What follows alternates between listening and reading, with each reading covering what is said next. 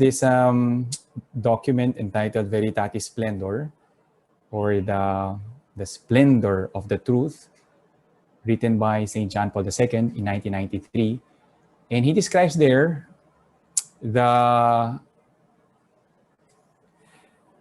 this problem of morality of a person who wants to see Christ, asking him, Master, the rich young man, I know that you are good. How could I obtain eternal life? All of us in this session, if I may premise, are seeking this morality which is not based on our own definitions, on our own terms.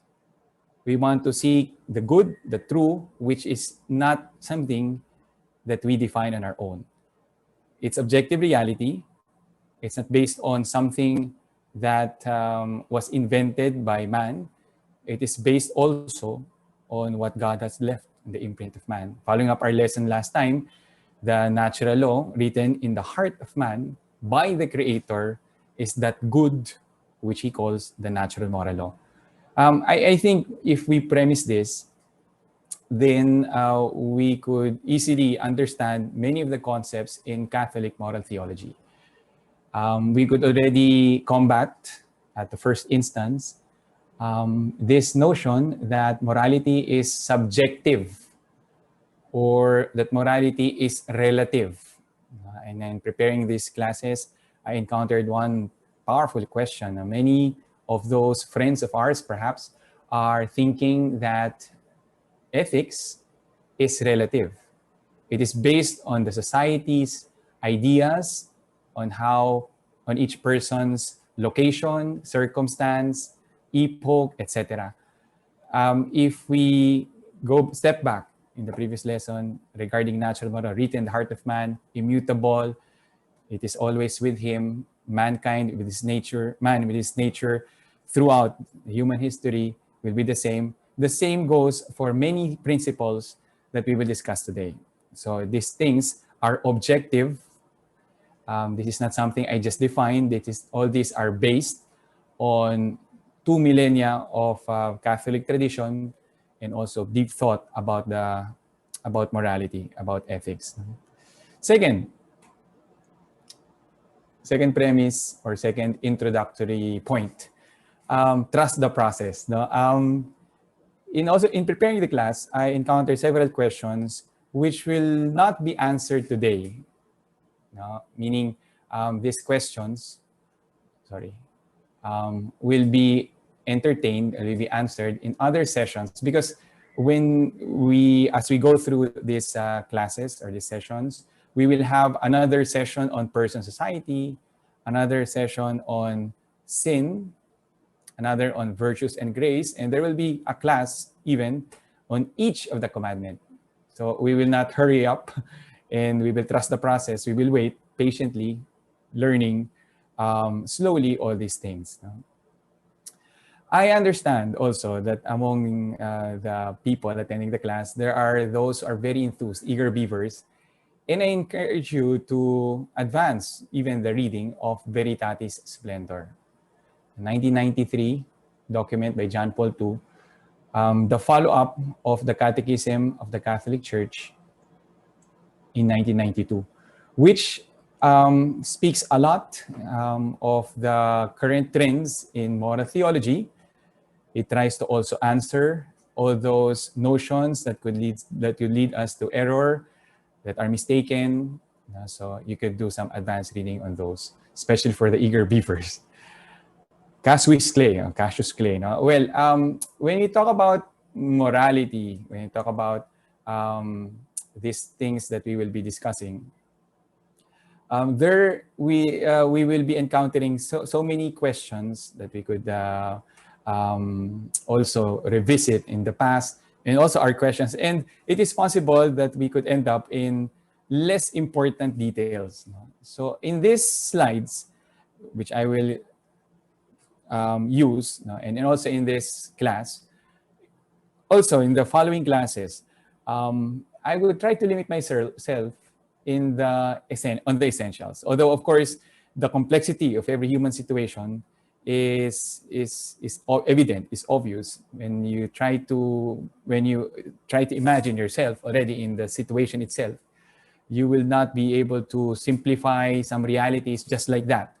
But for the purpose of the academic part of it, theory, we will be simply limiting ourselves to essentials, basics, in other words. And then gray anatomy, meaning this gray area. Hopefully, through this study, through this class, this discussion, will be lessened. And it is for your life, for your personal choice. As we also discuss several issues here, and we will see black or white items, we will be thinking about our friends, we will be considering their situations, and we could easily fall into the judgmental stance, and we could easily judge them. I already mentioned this. These things, in theory, that we would learn, that we would know, are not for us to cast an irrational or uncharitable judgments on the others, because we cannot read their intentions.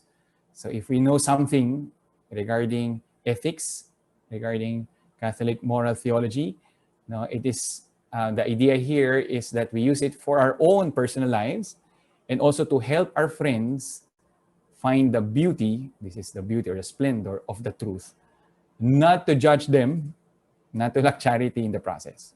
Okay, first point is regarding human acts.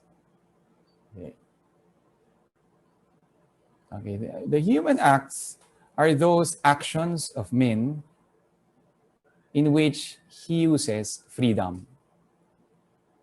They are freely chosen as a consequence of something that he has judged right or wrong based on his conscience. He has utilized his intellect. He has, of course, embraced an action through his will. He has also most likely involved some emotions, some passions, and he has involved himself. Several other Catholic moral theologians have distinguished human acts which will involve freedom apart from what they would call or term as acts of man. So acts of man, on the other hand, are those involuntary deeds which you and I, as human beings, will have to do. Very easy example is this of breathing. You cannot avoid breathing. So that's clearly an act of man and not a human act in the moral plane. Sleeping, to the extent that we need to sleep each day. We have to sleep each night around 7 to 8 hours. Any normal human being would need those hours for rest. That's an act of man, and many other processes involved. When we're referring to human acts, we use our choice, our freedom, our intellect, and will in that choice. The Catechism of the Catholic Church, point 1749, tells us that it is every human act is either good or evil.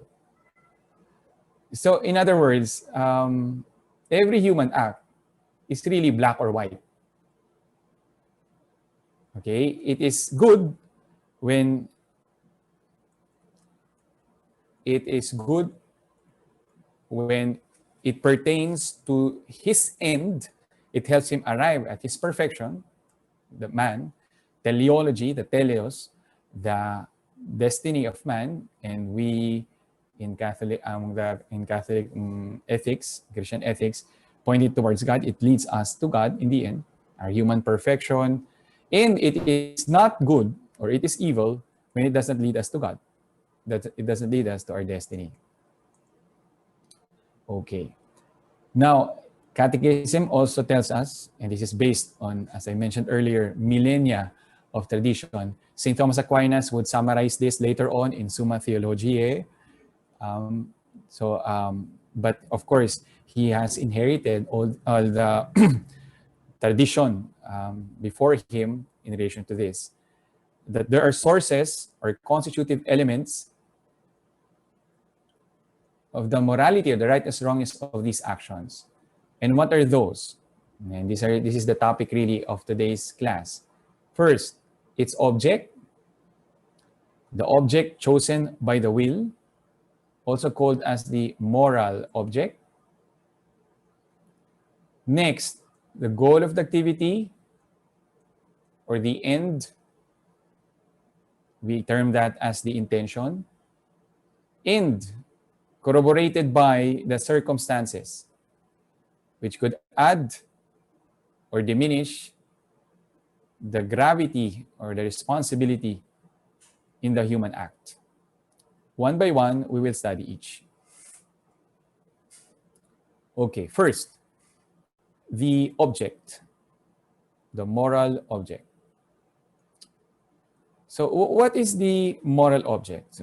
According to John Paul II, St. John Paul II, he has clarified this already in Veritatis Splendor, that every human action will primarily and fundamentally be moral based on the object, based on the object that the will has embraced. It is, the Catechism Catholic Church states, it is the freely chosen kind of behavior. And it is the first source of morality. For example, a person is a father of a family and he needs a shelter for his own family, for his wife, for his children. And so he decides to buy a house. So the moral object in that action is that buying of the house. Okay? When we're talking about the moral object, it is what was embraced by the will. The will has decided already to purchase this structure for his family for a good purpose, obviously, but that one is an intention. Okay? When you're referring to the moral object, and this is the one important point here, we are not referring actually to the physical act or what we have seen simply, but we are referring to what the person has decided, what the will has chosen. For example, you see a man opening up another person with a scalpel or with a knife, So you see him operating on another patient. Another, for example, possible moral object that he has is that he's killing the person. So you may have seen the same man opening up the body of another, but two different moral objects. One is trying to help the man survive better through an operation, and in the other case, murdering the fellow. So the moral object may differ or is not only based on what we see or in the physical thing, on the physical phenomenon. It is that judgment, we will be able to know this, with the person, obviously, what his will has embraced and objectively. There are many other good examples to show this. For example, a person who is a soldier who is trying to defend the sovereignty of his country, his nation. Okay, so the will has embraced this defense of the sovereignty of his country. Although perhaps what we see is that he has caused the death of others, of other persons who are invading their country. The moral object there is the defense of the nation, and it's not killing per se. It was just an after effect. So when you say moral object, to sum it up, it's that source